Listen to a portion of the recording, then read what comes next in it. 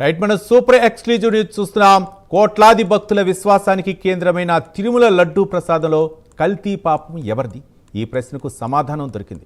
TTD కల్తీ నెయ్యి కుంభకోణంలో నాటి ఈవో సీనియర్ ఐఏఎస్ అధికారి అనిల్ కుమార్ సింఘాల్ పాత్ర ఉందని దినేష్ కుమార్ ఏకసభ్య కమిషన్ తేల్చి చెప్పింది. కఠినమైన నిబంధనలను సడలించి కల్తీ నెయ్యి సరఫరాకు ఆయనే పరోక్షంగా కారణమయ్యారని నివేదిక స్పష్టం చేసింది. నిజాయితీపరుడనే పేరున్న అధికారి అక్రమాలకు అడ్డుకట్ట వేయటంలో ఎందుకు విఫలమయ్యారు? తెర వెనుక అసలు సూత్రధారులు ఎవరు? ఈ నివేదికతో ప్రభుత్వం ఇప్పుడు దోషులపై ఎలాంటి కఠిన చర్యలు తీసుకోబోతోంది?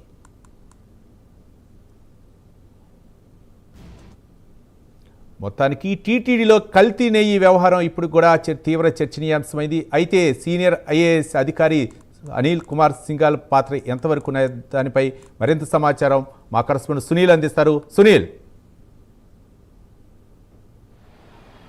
రైట్ రవి, మొత్తం మీద ఏదైతే కోట్లాది మంది భక్తుల మనోభావాలు దెబ్బతీసినటువంటి కల్తీ నెయ్యి వ్యవహారంకి సంబంధించి కీలక సమాచారం అనేది కీలక నివేదికే ఏదైతే రాష్ట్ర ప్రభుత్వానికైతే అందినట్లయితే తెలుస్తుంది. అంటే ఏదైతే ఏకసభ్య కమిషన్ దినేష్ కుమార్ ఏదైతే పూర్తి స్థాయిలో నిన్న గురువారం రోజు రాష్ట్ర ముఖ్యమంత్రి నారా చంద్రబాబు నాయుడికి నివేదిక అందించినట్లయితే తెలుస్తుంది.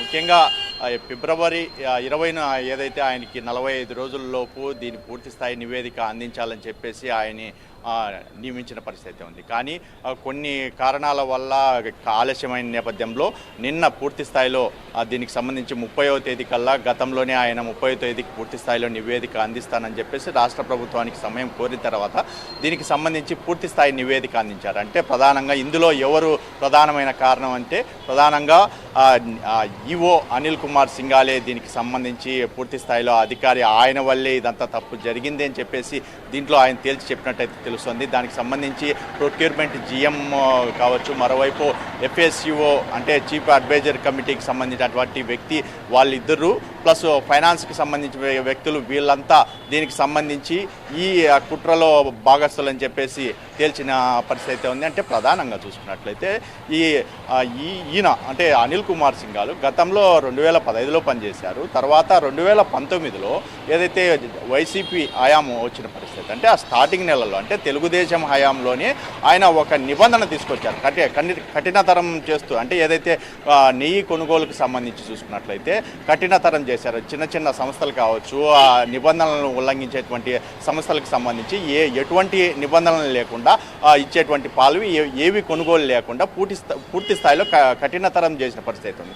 ఆ సమయంలో ఏదైతే వైసీపీ హయాం రావడం, అప్పుడు ఏదైతే టీటీడీ చైర్మన్గా వైవి సుబ్బారెడ్డి నియమితులు అయిపోయిన తర్వాత మళ్ళా ఆ కఠినతరాన్ని కాస్త సడలింపులు ఇచ్చారు. ముఖ్యంగా ఆయనకి సంబంధించినటువంటి ఆయన తీసుకున్నటువంటి నిర్ణయాలను పూర్తిగా దుంగలో తొక్కినారు అన్నట్లు పూర్తిగా తెలిసిన పరిస్థితి ఉందంటే దానికి సంబంధించి చూసుకున్నట్టయితే ఆయన ఇచ్చినటువంటి నిబంధనలను పూర్తిగా గత వైసీపీ ప్రభుత్వం సడలించేసింది. అంటే కొత్తగా నిబంధనలు ఏదైతే తక్కువ చీపెస్ట్ ఇచ్చే కంపెనీలకు సంబంధించి వాళ్ళకి ఈ టెండర్లను తెస్తూ వాళ్ళకైతే ఇస్తూ పూర్తిగా మార్పులు చేసిన నేపథ్యంలోనే ఈ కల్తీ పూర్తిగా జరిగింది. ఆయన ఈవోగా ఉండి ఒకవేళ దాన్ని ఇది తప్పు జవాబుదారీతనం ఉన్నటువంటి ఒక ఈవో పూర్తిగా దాన్ని అడ్డుకోవాల్సింది పోయి పూర్తిగా అది గత ప్రభుత్వ హయాంలో వాళ్ళు చేస్తున్న అంటే టీటీడీలు చేస్తున్నటువంటి చైర్మన్ చేస్తున్న వాళ్ళు అధికారులు తీసుకుంటున్న నిర్ణయాన్ని ఈయన తప్పు పట్టని పరిస్థితిలో ఇతందే తప్పు అని పూర్తి స్థాయిలో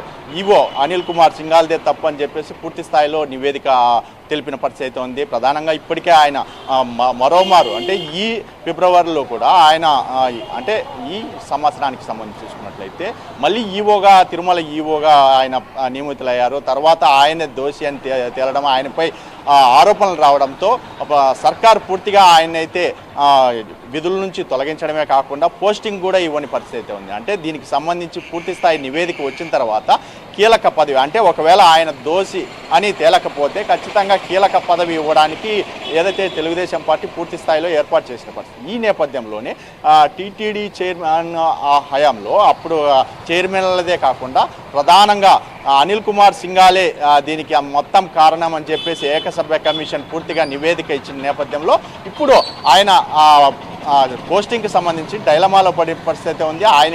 ఆయనపై ఎటువంటి చర్య తీసుకోబోతున్నారు, ముఖ్యంగా గతంలో ఉన్నటువంటి అధికారులు ఎవరెవరు అంటే జీఎంకి సంబంధించి కావచ్చు, ప్రొక్యూర్మెంట్కి సంబంధించి కావచ్చు, ఫైనాన్స్ డిపార్ట్మెంట్కి సంబంధించినటువంటి అధికారులపై ఎటువంటి వేటు పడబోతుంది, వారిని ఏ విధంగా అరెస్ట్ చేయబోతున్నారా ఏదనేది పూర్తిగా తేలాల్సిన పరిస్థితి ఇక్కడ కనపడుతుంది. ఏది ఏమైనప్పటికీ ప్రభుత్వం కేవలం 2-3 రోజుల్లో ఎటువంటి నివేదిక దీనిపై మాట్లాడబోతుంది, ముఖ్యంగా ఎవరెవరిపై వేటు వేయబోతుంది, ముఖ్యంగా గతంలో ఉన్నటువంటి టీటీడీకి సంబంధించినటువంటి ఉన్నతాధికారులు ఎవరెవరు ఇందులో ఉన్నారు అనేది కూడా పూర్తిగా ఏకసభ్య కమిషన్ పూర్తిగా నివేదిక ఇచ్చినట్టు తెలుస్తుంది. ఎందుకంటే కేవలం ఒక ఈఓనే కాదు, గతంలో ఉన్నటువంటి టీటీడీ చైర్మన్కి సంబంధించినటువంటి గత వైవి సుబ్బారెడ్డి కావచ్చు, మరోవైపు కరుణాకర్ రెడ్డి హయాంలో జరిగిందని చెప్పేసి ఇప్పటికే ఆరోపణలు వచ్చిన పరిస్థితిలో ఎవరెవరిపై దీనిపై పూర్తిగా నివేదిక ఇచ్చారు, మరోవైపు దానికి సంబంధించి ప్రభుత్వం ఏ విధంగా నిర్ణయం తీసుకోబోతుంది, ఎవరిపై చర్యలు తీసుకోబోతుంది అనేది వేచి చూడాల్సిన పరిస్థితి ఇక్కడ కనపడుతుంది. రవి.